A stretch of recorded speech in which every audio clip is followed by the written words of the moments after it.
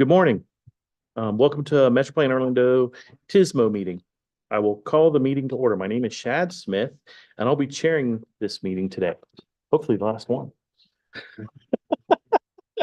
We're gonna hold you in suspense, Yeah. okay? Because you could be Unless- reelected. Well, yeah, sometimes if two people don't show up next year, then the former chair gets elected, but So so you must say that you have enjoyed being the chair. just another thing Wow. just on my list. This meeting is in person. It is important for all TSMO members to attend our meetings in person. So all committee members are asked to be present at the Metro Plan Orlando boardroom for us to have a quorum. Members of the public will also still be able to participate virtually, and we encourage them to do so. There are two public comment points in the meeting. Members of the public who want to speak need to fill out a comment card and give it to Rachel over here. Those attending on Zoom who want to speak can use the raise hand feature on the Zoom screen. We also accepted comments by email before the meeting. And phone messages. Any additional comments at this time? I do not have any additional comments at this time. But at this time, I'm going to introduce Eric Hill for the agenda review and his announcements. Good morning, Mr. Chairman, and good morning to committee members in the room and online. Happy holidays. I'll greet you in that way in case we don't cross paths between now and the beginning of next year. Glad to be here, Mr. Chairman. And again, you could get reelected, so you could be with me for another year. Not against him. So, Mr. Chairman, a couple of announcements. The first one, and this is mea culpa. At our last meeting, I failed to recognize that in our federal certification in March, when they do the review, they always identify noteworthy practices by NPOs. And we were recognized for our TSMO work, our TSMO committee, the way we work in a collaborative fashion, our success and our accomplishments. So, kudos to everyone. And again, mea culpa. I should have said it at our last meeting, but I still got it done. Next item, Metro Plan Orlando has had a lot of changes within our staff and the families of our staff. And here's another one. We want to welcome Mr. Tavana Nathan Diago, Leilani's newborn, handsome looking guy. And again, I can't recall, and I've been at Metro Plan Orlando for many, many years. I won't say how many, but I don't think in a year, or at least 2-year time period, have seen this many changes amongst our staff. So it's great indication that we continue to grow, we continue to change, we continue to evolve. Next item, most of you know, the Sunshine Quarter is the proposed rail connection from Orlando Airport to the Convention Center in Southwest Orange County and beyond. As part of the T-card process, FDOT is hosting 3 in-person meetings along the corridor next week, which are open to the public. There will also be virtual meetings on the 6th. We can send out the registration link if anyone is interested in attending the virtual meeting.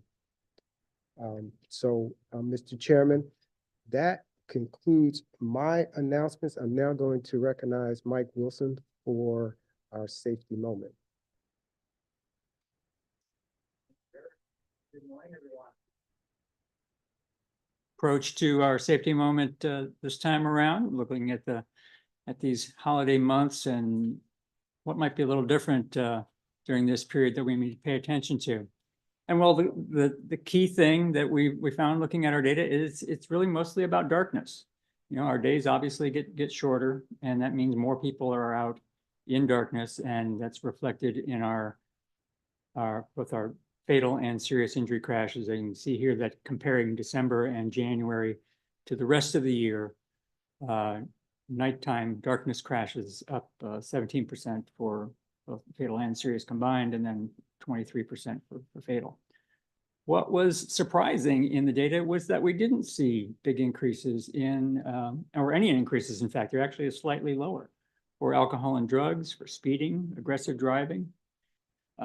Maybe our messaging works when it comes to the holiday season, or maybe a little bit of family and friends pressure is at play as well. But anyway, so that's the good news side. But diving a little deeper into that, looking just at motor vehicle occupants, you see they're about 20% for KSI crashes and over 35% for fatal crashes. Again, increase comparing winter to the rest of the year. Pedestrians up by about a quarter, although interesting that not quite as much on the fatal. Bicyclists where we see the really big increase, over a third for KSI combined, and 85% higher for fatalities. So what can we all do? Well, the main thing for everyone is just slow down. You give yourself more time, space, reaction time, etc., because you're going to need it because of the reduced visibility. For bicyclists, using headlights and taillights is essential. Reflectors are simply not sufficient because the way crashes happen between bicyclists and motorists. And then for pedestrians, give yourself more time to cross. It can be really easy to misjudge the speed of approaching vehicles. So make sure that gap is a little bigger than you think it needs to be. And you'll get across safely. So that concludes my safety moment for this month. Thank you. Any questions? Thanks, Mike. Now we will take attendance. I'll ask Rachel Frederick to call the roll for the record. Thank you, Mr. Chairman. Barkessa. Bates. Here. Butcher for Brock. Carson. Here. Doig. Good morning here. Eid. Present. Elisar. Elliott Moore. Friel. Gordon. Yes, here. Hammer. Homayuni. Horn. Hudson. Bayard for Jameson. Here. Dredge. Here. Kane. Krug. Lim. Here. McGrath. Here. McDaniel. Price. Here. Pullum. Here. Richmond. Sanders. Here. Senerans. Here. Smith. Present. Tahira. Here. Tucson. Wetzel. Here. Willis. Williams. Yeager. Yeargain. Here. Mr. Chairman, that concludes the roll call. We do have a quorum. Excellent. I know that was up in the air a few days ago. So, now it's public comment period. We will now hear public comments on the action items. We ask that you provide your name and address for the record, and please hold your comments to 2 minutes or less. If any members of the public wish to comment and are joining us virtually, please use the raise hand function and you will be recognized, or dial *9 on your phone keypad. We'll send you a prompt to unmute your mic. Do we have anyone joining us virtually who would like to make a comment today? Mr. Chair, we do not have any hands raised.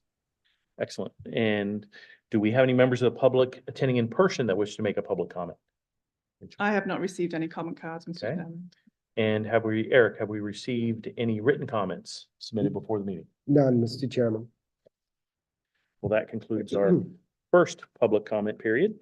Now we will move forward to action items. We have 4 action items today. Please be reminded, members making or seconding a motion, please state your name before the motion. So, first motion we'd like to approve is the approval of the October 27th TSMO meeting minutes. Motion to approve, Hazel Vassar. Second, Ramon Centerans. Thank you. So we have a motion and a second. Do we have any discussion? No? This is a voice vote. All in favor, say aye. Aye. And any against? No? So hearing none, the motion passes.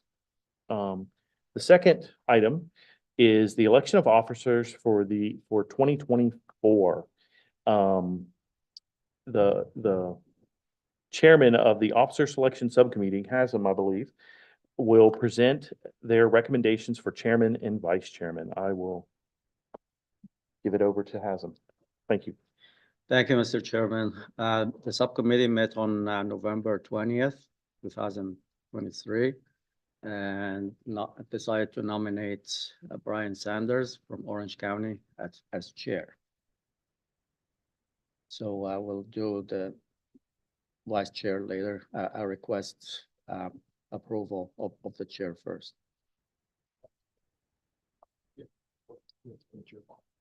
Okay. Which one? Here? Are there any other nominations? Yeah. Are there any other nominations for the chair for TSMO? If not, then I will need a motion to approve the nomination of the TSMO chair. Kane, motion to approve Sanders for chair. Second? Second, Carson. Okay, great. We have a motion and a second. Is there any other discussion?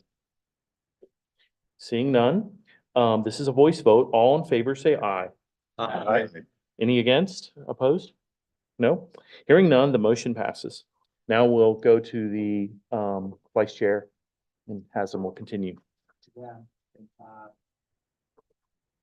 The subcommittee decided to nominate Lee Bullen from Central Florida Tourism Oversight District as vice chair.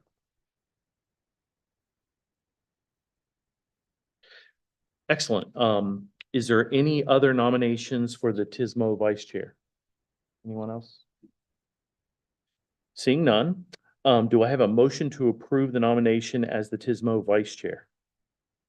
Motion to approve Sanders. Thank you. We have a second? Second. Okay, great. We have a motion and a second. Is there any discussion? I'll first ask our online participants. Now those in the room. Okay, we already did that. Online participants, that was weird. I didn't see that. This is a voice vote. All committee members online, please unmute your microphones. Those in the room, please just speak out. All in favor, say aye. Aye. Any opposed? Okay, hearing none, the motion passes.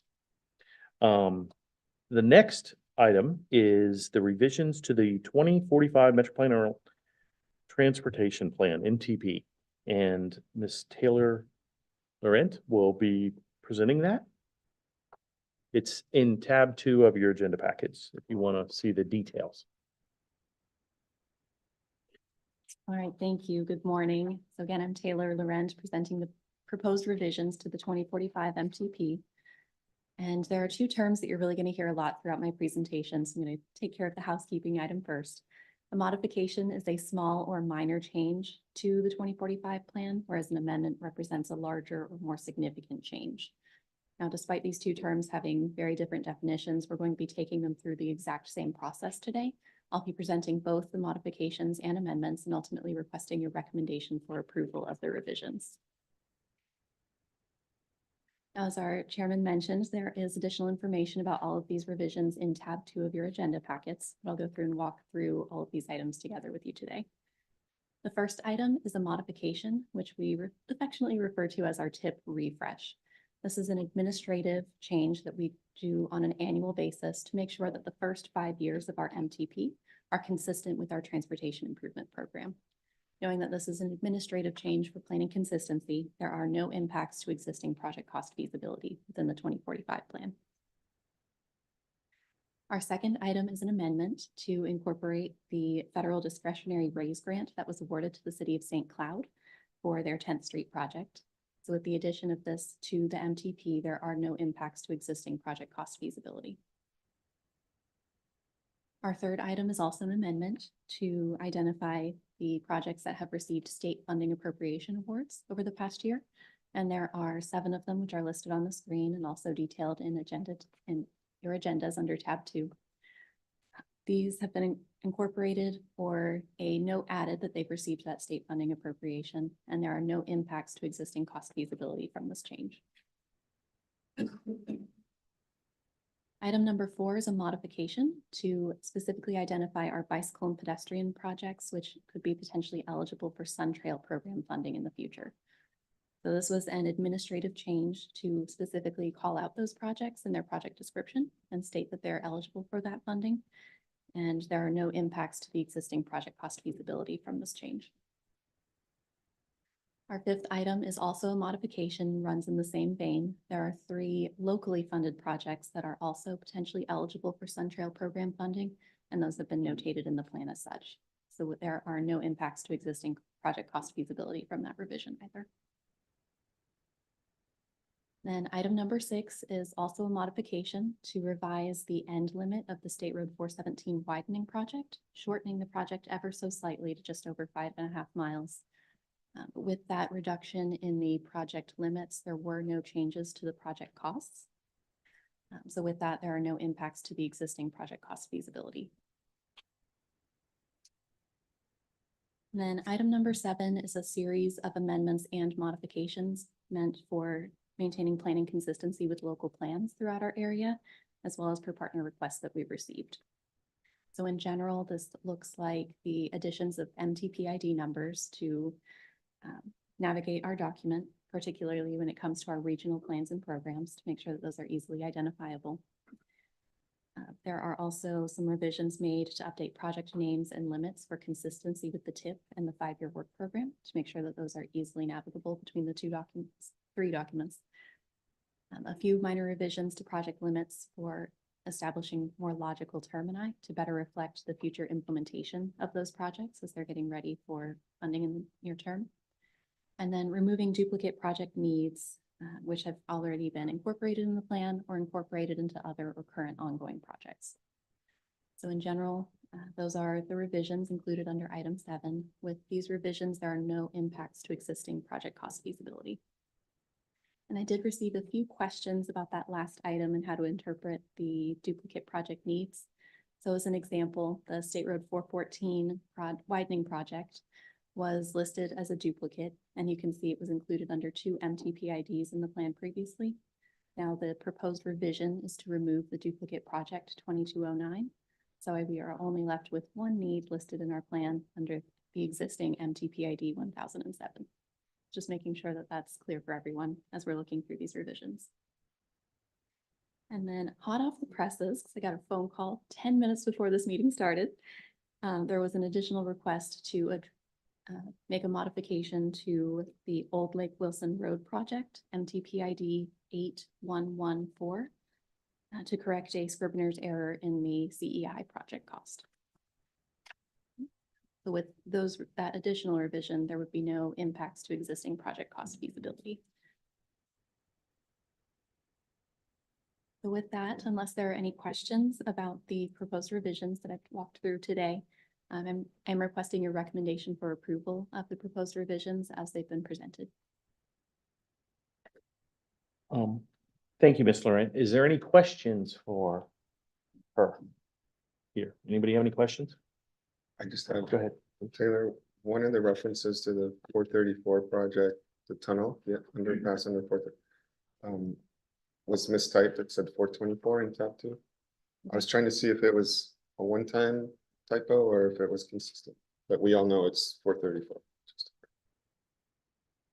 I'll make that adjustment as well. Thank you, Bruce. Anything else? Anyone else? Any other questions or any other small errors anybody see? Okay, seeing none, do we have a motion to approve the request for resupport? Kane, motion to approve with suggested edits presented. Thank you. Do we have a second? Second the motion, Tejeda. Okay, excellent. We have a motion and a second. Is there any discussion? Seeing none, this is a voice vote. All in favor, say aye. Aye. And any opposed? Okay, seeing none, the motion passes. Thank you. Thank you. Okay, the 4th item we have is, it's in tab 3. It's the approval of the proposed 2024 board committee meeting schedule. So, oh, there it is. It's up on your screen there. So on this, if there's any discussion, any questions regarding this schedule? I see that, looking at this, I noticed they marked through, it looks like Labor Day or Memorial Day, sorry, this year is earlier, so the meeting is actually the 5th. I believe it's the 5th Friday, so, which works out because that's the week of Memorial Day rather than the weekend before, so. But if anybody else has any comments, questions, if they don't, I need a motion to approve.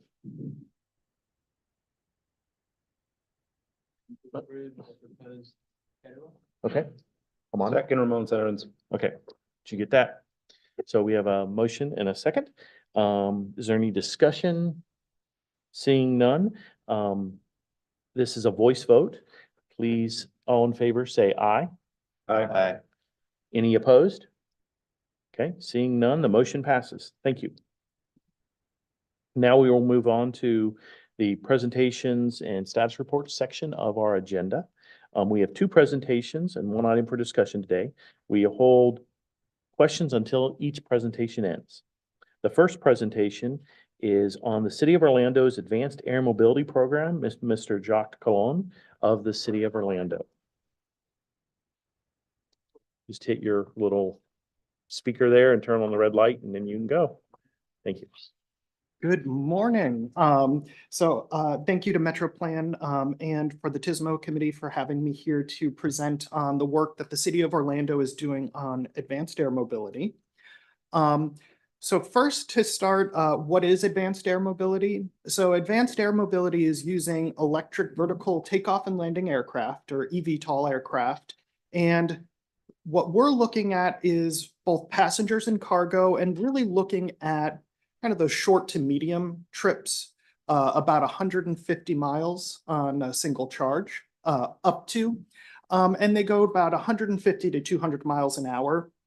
I will be honest, these aircraft are still going through FAA approvals for certification, but many operators are looking to start really small, but start operations in early 2025 and progress rapidly from there. And what they see is a network that consists of vertiports, both on rooftops or garages in urban settings, as well as hospitals and airports, regional airports, as well as more those hubs like MCO or Daytona Beach. And it's the whole connection, it's a whole network of hubs. And so for the city, where this fits in, looking at advanced air mobility, this is under the city's Future Ready Master Plan. This was a public process that we brought together a lot of different community groups and stakeholders to look at these 7 pillars. And one of the 7 pillars is mobility. And one of the strategies under the mobility pillar is to look at eVTOL and what are those impacts to Central Florida and really specifically the city of Orlando. What do we need to do to prepare for this really different than we're used to and possibly transformative form of transportation?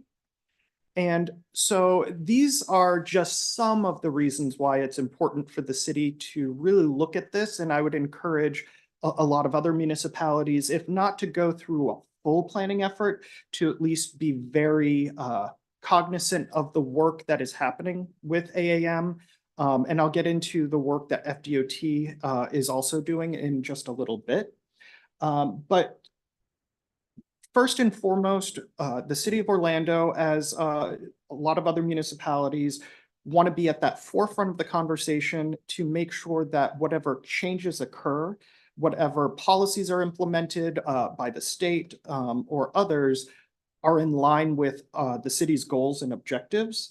And really, for cities with advanced air mobility, it's not necessarily the flight paths, it's the vertiport location, placement, and those connections in and out of the vertiport.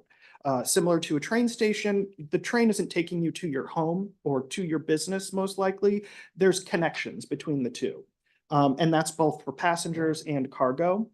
And equity is a big part of this discussion, not just the impacts in terms of possible noise and traffic, but also the opportunities. With the full ecosystem, there's going to be a need for pilots, for people to service these aircraft, to build, to the electrification. So there's a lot of jobs associated with this as well. And we want to make sure that those positives can be as equally distributed as possible. And also, just like any transportation network, advanced air mobility and urban air mobility is regional. So we really have to be thinking about this as a region and not just one city or one county. So the first phase that the city took was to really understand what advanced air mobility is and does it make sense for the city to continue to look at. So I already described a little bit of what advanced air mobility is. With the pressure, and I will be honest, Florida is seeing a lot of interest, the whole state, from manufacturers and operators. We are lacking one thing here, and that's called snow and ice. So that helps with early operations for aircraft. So a lot of people are looking to bring advanced air mobility to Florida. So we decided it does make sense for us to continue to look at this. But as part of that, we did an economic impact study of the Geico Garage. If you're not aware, there is a heliport on top of the Geico Garage. It gets used a few times a year. So we thought, hey, we're not planning on making it a vertiport, just to be clear. Our parking division wants to make that very clear. But what would the probable costs be to enhance the garage to a point where it could be used for a vertiport? And we also have participated with NASA on a community planning annex to really look at that community integration and impacts. What from the economic side, as you see here, there are possible economic benefits, but it's too early. We think it's too early for the city to make any kind of major investment. As I mentioned before, these aircraft are still going through approvals. So we don't know exactly what that is going to look like on day one or as it matures. Looking at just the Geico Garage, and this is probably a low figure now. This was about a year and a half ago, about $30 million, plus up to $1 million, $30 million to enhance the garage to accommodate a vertiport, which, like any other passenger facility, there's a waiting area, there's additional elevators, safety improvements that have to happen, as well as structural improvements to the whole garage. So that was about a $30 million capital cost, and then lost revenue of up to $1 million a year that would have to be figured in. So again, it does not make sense for the city to make this investment, but it does show that there are economic possibilities with vertiports and bringing in a new mode of transportation. So maybe ground leases or other types of partnerships may make sense in the future. The phase 2, which we are going through right now, is following along with FDOT guidance, is really looking at our zoning and regulations review, as well as additional agency coordination. So this is FDOT's recommended best practices of what local jurisdictions and areas of the state should do when looking at advanced air mobility and how to prepare, maybe not bring it to their communities, but prepare for. So as a city, our main focus really is on local land use, policy, and integration. So we are hosting a tabletop exercise next week with a lot of different partners. We've got FAA coming in from both the southern region as well as DC, air traffic control, our Central Florida transportation partners, cities, counties, other airports, operators, manufacturers, airlines, a whole lot of people coming in. And really, it's focused to look at our city of Orlando has a vertiport zoning code. It's tied to helicopters. It's not for these new types of aircraft. This is more what you'd expect. So this is on iDrive. Air Force Fun helicopter tours. I don't know how fun they are. I haven't been on it.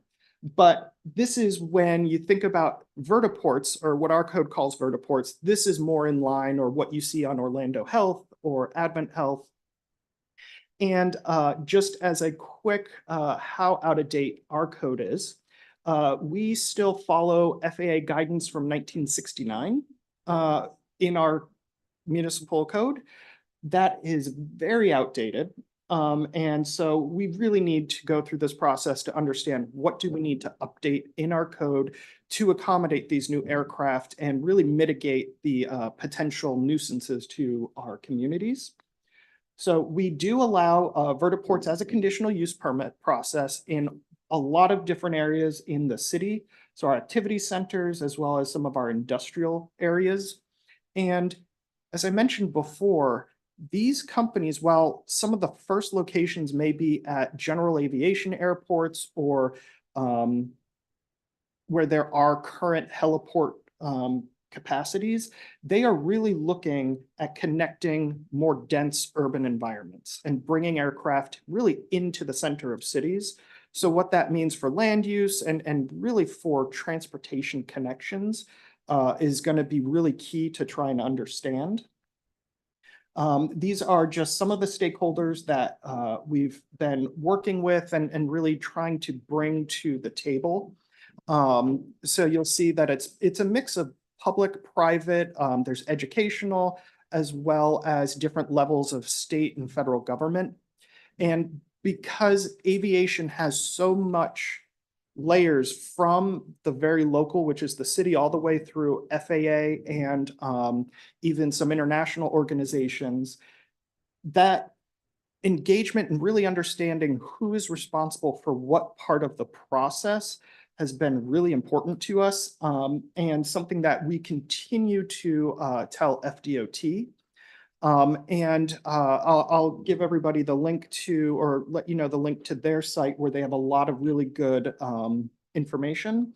But these are some of the very quick key questions for vertiport locations. So it's, how do we project possible demand and preferred vertiport locations? Does it make sense for a city to identify target locations, or wait for a provider come in and say, hey, we want it here, we want it there? Who owns and operates the vertiports? How do we ensure safe operations and integrations into our ground networks? Really, how do we move out of the regulatory phase into the where things are really starting to happen, and which community partners do we need to engage? And then the enforcement is a big part of it. How do we measure and enforce and regulate? And with that, stuff like noise, some thoughts are, well, just limit the amount of total noise per day. Well, I, as a city official, am not going to go out there and wave off an aircraft because they've hit their noise limit for the day. So really, how do you regulate that? Also, rights for adjacent properties. If you have a vertiport downtown, does that flight path, how does that affect adjacent property rights to put up a tower? These are some really good resources that I encourage everybody to take a look at. The NASA Community Integrations Playbook. There's the FDOT AAM Working Group Policy Report and Recommendations. The Secretary is really invested in moving advanced air mobility forward, and they will be hosting a series of tabletop exercises across the state. So keep an eye out on their website for that. The Transportation Research Board, New Users of Shared Airspace, is putting out recommendations. And then the American Planning Association is finalizing a guidebook for local jurisdictions on how to plan for advanced air mobility. And real quick, just because I want to give you the exact website link for the record. So the FDOT Working Group, the website is fdot.gov/aviation/advanced-air-mobility. What I did was just search FDOT AAM and I got there. It's a little faster, but that is what we are working on. So thank you. Thank you very much, Jock. That was an excellent presentation. Does anyone on our committee have any questions for him? Like somebody would. That was a great presentation. Thank you. And, you know, it's exciting to see that we're trying to stay in front of it, and it's interesting to see how that is with the property rights and the zoning and what our role as local government is within that. And I went to the autonomous vehicle summit earlier this year, and there was a lot more eVTOL discussion than in previous years. So I definitely see that energy starting to build in the state. So I think you guys are a good role model for the rest of us to try to get in front of it. And obviously Osceola County maybe doesn't have the densities yet, but we certainly have our partners in the aviation space down there that I think are going to be good resources. And and this is a good tie into the EV readiness study. You said there's a lot of energy behind it and energy will be needed. So really engaging with the utility providers is going to be key as well, especially for electrification. Great. Well, good job. I have a question.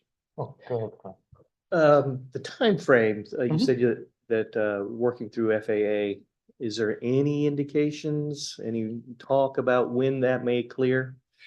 So that's a very good question, both with one company called Ferrovial, who does the vertiport and ground-based operations. They've been working through FAA for about 2 years in Fort Lauderdale or West Palm Beach, excuse me, for a vertiport on airport property, as well as a few years in the Lake Nona region. And there's no clear indication that they're any closer or further away from approvals. So that is one of the big frustrations. For us, we have a very clear process for local land use regulations and approvals, but with the FAA and right now, we're really just been removed and we're just waiting to hear back. Said next week there's a meeting. Is that open to public or is it?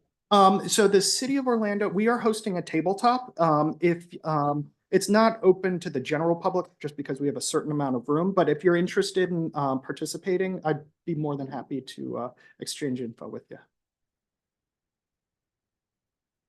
Anyone else? One question I did have was, your 1969 FAA guidelines. Is there any newer guidelines that they have out yet? Yes, there's a series for vertiports specifically. There have been interim guidelines, and so that's part of what we're looking at. And for a city, a lot of that is about the clear space around the vertiport location itself. Once it gets into the site, that's more of an engineering working with FAA and FDOT Aviation Office. But yes, there are a lot more recent, and on the FDOT site, they link to those that documentation. Awesome. Thank you. Anyone else have any questions this morning? Okay, seeing none, thank you very much for your presentation. In your presentation, I'm assuming you probably could give that to the Metro Plan staff and they could forward out to everyone. I'm sure there's a couple of us that would like to have that. So thank you. Okay, the second item on our agenda, which actually kind of falls into the discussion and presentation side, is Mr. Eric Hill is presenting here on the electric vehicle readiness study. So Good morning Thank you, again, Eric. Mr. Chairman and members. Real quick, how many people own an electric vehicle? Wow. Well, okay. Well, this presentation may be for you. So, there are no requirements by FHWA for Metro Plan Orlando or other MPOs to be involved in electric vehicles. But we do administrate funds. And with the funding that FHWA is providing now in this area, it behooves us and it behooves other MPOs to have a role in developing an infrastructure that can support this transition, this evolution that we're experiencing and will be experiencing in transportation. And I would guess that in 5 years, if I were to ask this body again, how many people own electric vehicles, I would be raising my hand because I am sure that I will own a vehicle, an electric vehicle in 5 years. And I'm trusting that many of you will. Sure, there's some enthusiasts that want to hold on to that high output gas operated vehicle that's sitting in your garage somewhere, which is okay. But we'll have to transition into this. So Metro Plan Orlando, we just started, had our kickoff on this study. And the objective is to provide background information on electric vehicle technologies, assess existing conditions of electric vehicle supply and equipment and gap analysis on projected electric vehicle supply and equipment needs, make recommendations on policies and regulations for jurisdictions to consider in implementing a platform or infrastructure for charging vehicles, including burdens that impact underserved communities. Now, Jock just mentioned that some of the standards are old for eVTOL, and I would imagine that many jurisdictions may not have any types of policies or ordinances to support this. I know I've been involved in a couple of webinars, and some of the vendors that want to get into this area, they're being judged on, well, how much experience do you have in developing electric vehicle supply and equipment? And they say none, because this is new. So I would imagine some jurisdictions may be ahead of others, but this is an area that we can help develop. Want to do some coordination with utilities to determine what type of upgrades the region's power systems may need to meet certain charging demands, and to develop a framework for planning and monitoring electric vehicle supply and equipment. So this is a one-page presentation, or one-slide presentation, I should say. And what you're looking at here are 5 of the tasks that we have in the study. There are 7 tasks. The others are more administrative. So I've just included the meat of the scope of work. The first item is topic-specific workshops that we want to do. Some of you that have worked with me in the past on projects know that I like to put together a steering committee to help us manage the project. We've taken a little different tack with this. So we want to look at different topics and assemble a group of individuals to help us in the discussion of that topic. The second task is looking at or assessing how the assessment of electric vehicle supply and equipment. And here we're looking at some of the subtleties of this new technology and how it will impact not only the environment, but our roads, because these vehicles are a little heavier than current vehicles. So there's going to be more damage. So how do we meet that or how do we manage that issue? We want to do some data collection on electric vehicles, look at existing conditions, help in working with the jurisdictions on what policies, regulations, ordinances currently have and ones that they may need to develop. The next task, the charging infrastructure analysis, is looking at what's out there now. And one of the things that is a challenge from what I've been learning is many of these charging facilities don't always work. There have been many stories that I've come across from people with vehicles that want to make a long distance trip, unless they own a Tesla, of course. They get to a charging facility and it doesn't work. So what charging facilities do we currently have in place and how well are they working? So we want to also look at where we can site some of these charging facilities. And this is one of the areas where this is one that I understand that we will have a workshop. Because as we have this discussion, as we move along, where are the most appropriate places for us to locate these? And what type of investments will it require? Because just like, the fill-up station, I'm old enough to remember that phrase. I know many of you are not, but that fill-up station, is going away. It's being replaced. But where should they be replaced? At this point, it's more of an affluent luxury to have an electric vehicle. And many owners can charge at their homes. I know in my neighborhood, I have neighbors that do own electric vehicles. Many of them have put solar panels on their homes, and they're charging that way, or they're charging at work. I know our garage has a charging facility. So right now, it's more of an affluent concern. But what happens if we are trying to encourage other demographics to move into electric vehicles? So looking at where we put these locations will be part of our work. And then looking at utility investments. Who is going to support these charging facilities? So we want to work with the utilities to understand what they're doing.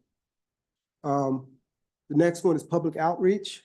This is an education for many of our customers. I like to refer to people that move around our community as customers. So we want to do an outreach effort, put together a public participation plan, and that's one of the items that our consultant will be doing. And then the last one is planning and monitoring. You know, how do we move forward from this point? How do we maintain and sustain an environment that can support this technology? And then also, if we continue, or if at the federal level we continue with the amount of funding in this area, how do we take advantage of that? You know, we'll have a study, we'll have a framework in which to work with to apply for grants. So there are two other tasks in this study, but they're more administrative. So I don't want to bore you with that. And with that, Mr. Chairman, I'll conclude and address any questions. Thank you, Eric. Do we have any questions for Eric on this? Go ahead, we'll go to you next. Go ahead. First of all, Eric. Good, thank you. Go ahead. So first of all, if you need any support or whatever, I'd be happy to support in those efforts, steering committees or whatever else, I'd be excited to take part in that, where it sees fit, or where you see fit.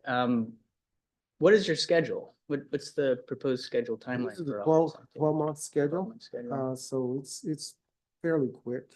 Of course, depending on how it flows, you know, we may have to extend it, but that's the time. Is part of the outcome or deliverable of this to actually identify specific projects? Are you looking to identify projects that might be put into the tip or actual grant application? Or is this more broad stroke? I would go with the latter, because we want to develop or support this evolution. One more specific is identifying sites where charging facilities could be. And then lastly, going kind of backward to your questioning, if there continues to be funding to support what is next, and that we're unsure of at this point, that will help, we believe, or at least I believe, that this effort will help us in applying for support to support jurisdictions, or just to continue to build this effort. Sure. Yeah, I mean, looking at a 12-month timeline, you know, the conclusion of this project would probably dovetail quite nicely into putting together a grant application based on the current infrastructure bill. Okay, thanks. Mr. McGrath? Eric, thank you. So I have a couple questions, like one. Well, first off, your comment about the utility companies, I think that's extremely important to talk with them, because as the density of electric cars that are going to be charged at home increases, does the existing grid that's out there, is it going to be able to handle the added electricity that's coming to charge all these vehicles in the neighborhood or wherever they are? So that would be an important question. And then, you know, we look at the picture and we see that little box right there, and that's where the power comes from. So we could be exchanging the exhaust out of the back of a car for the exhaust that's at the power plant wherever the electric is being produced. So it would be nice to know where our power is coming from, and just questions that I would like to see answered. It's going that way. So, you know, these are concerns and we need to know. Yeah, that has been part of the discussion all along. What is the source of the electricity, and how is that being developed? not only from the source, but, you know, if you look at building electric power plants, what is the source of the power plants, where they're being constructed, and the impacts on the environment. So while we're saving and reducing emissions from vehicles, but we're increasing emission and environmental impacts at the front end of this supply chain. And I would imagine that it's under that charging infrastructure analysis where we'll address that.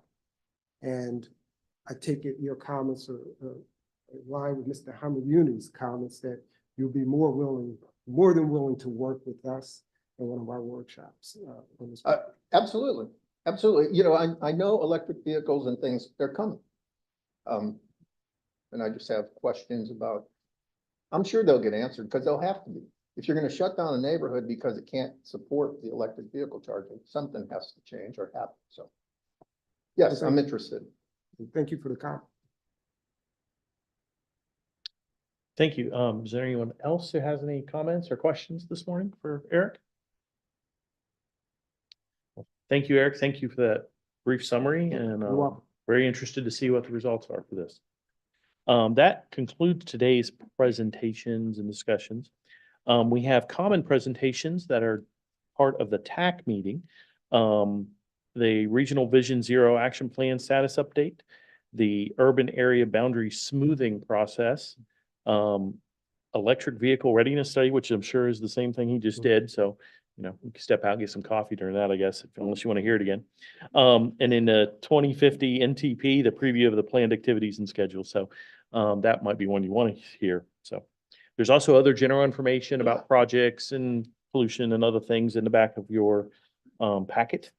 And the upcoming meetings, we won't be meeting again till next year, as everyone knows, but there is a board meeting on December 13th, the Metro Plan Orlando Board. And the next TSMO meeting is January 26th, as we approved on the schedule earlier.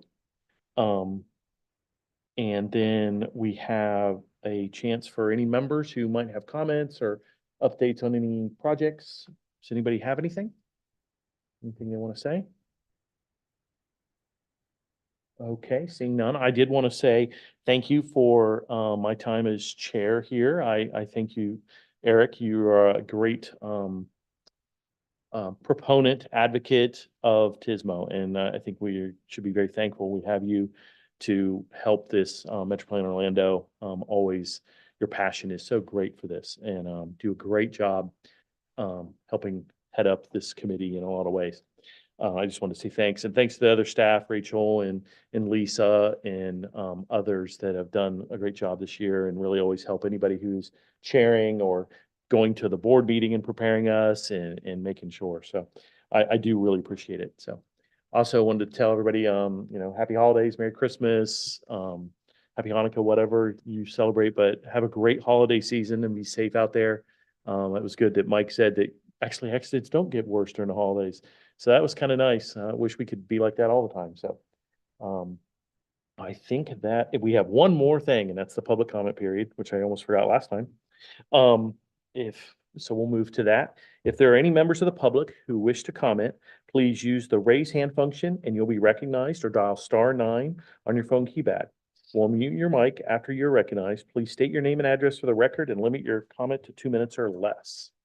Do we have anyone joining us virtually who would like to make a comment? Mr. Chair, we do not have any hands raised on the virtual side. Excellent. And do we have any members of the public attending in person who wish to make a public comment? Mr. Chairman, we have no comments received. Thank you, Rachel. And I assume we don't have any comments, written comments, Eric? We do Nope. not, Mr. Chairman. Okay. Well, at this time, if there is no further business, we stand adjourned. Thank you.